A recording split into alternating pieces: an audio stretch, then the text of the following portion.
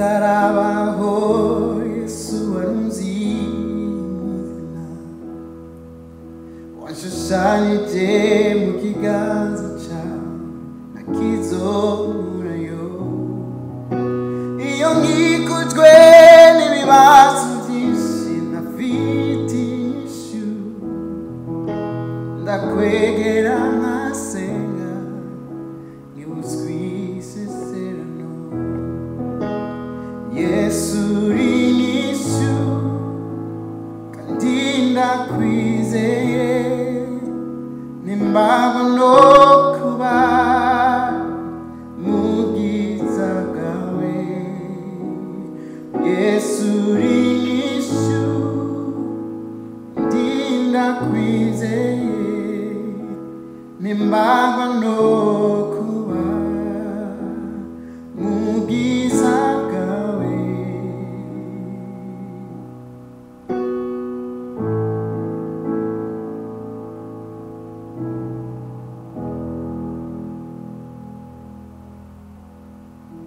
byose ni discipline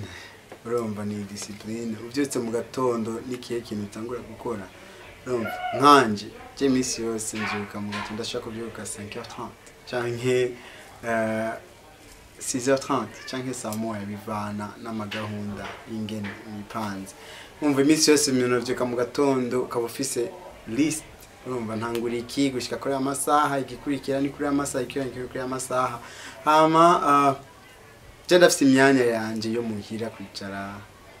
nkimvira ku bijyanye n'indirimbo nshasha canke ku bijyanye n'ivyo nza gukora ku munsi no kuvuga mva muhira nzi ingene umunsi nzoja guhera umva kandi n'icyoroshe n'ingene muri ibi bihugu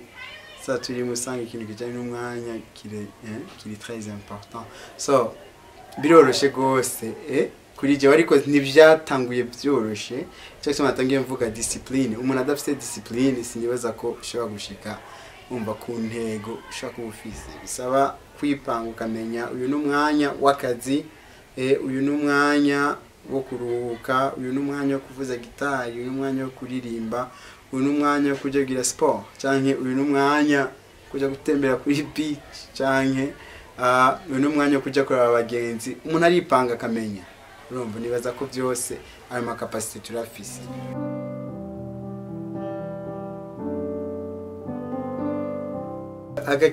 agakiza tukaronka ku buntu urumva kandi twagahawe ku buntu reka ndakivuge muri ubu buryo urumva ufise imigenderanire na Kristo na Yesu urumva kuva ugitangura ubuzima bwawe bw'agakiza ni relation igenda irakura ku munsi uko ugenda ivomerera niko ugenda ikura kandi bisigura ko by'amabiba biri alleluia amina ashatse kuvuga ko biba biri all the time ari gihe biba bimeze gutya n'ikindi gihe uba wumva umengo ebana byose biri down umva nta kintu nakimushaka gukora n'ikindi gihe wumva umengo ebana urashobora umva gufata isi yose ariko arantu ugaruka ukabwira Yesu wawe uti Yesu wanje iki kintu ntacyo nshoboye Yesu wanje ahantu nibishoboka Yesu wanje birashoboka kandi ijambo ry'Imana rivuga neza ngo dushoboza byose na Kristo aduha inkomezi so uyu muntu afitaniye imigenderanire na Kristo uyu muntu agendana na Yesu urumva aho niho twakira inkomezi aho niho twakirira turonkera ubushobozi bwo kubandanya aho niho turonkera ibidushoboza aho niho mpemu yera aza akadukomereza kuko uravye n'ubuzima bwa Yesu akiri ngaha ku isi urumva yarafise imyanya yiwe aho yavugana na se umva arabivuga no mu gitabo cya Yohana ngo ivyo ndababwira byose nivyo numvanye data no kuvuga ubaye muri ubwo ubuzima buroroha gose urumva na kimwe kishobora kugukura aho uri ko ndavyibuka nkishika ngaha mu majambo ya mbere nasavye Yesu navuze nti ndagusavye ushoboze kandi umubwenge bwo kumenya icyo gukora no kubikora mu mwanya wacu asanze Imana ni Imana yumva kandi ni Imana ikora kandi ni Imana ishobora gukora n'ibirenze ibyo twayisaba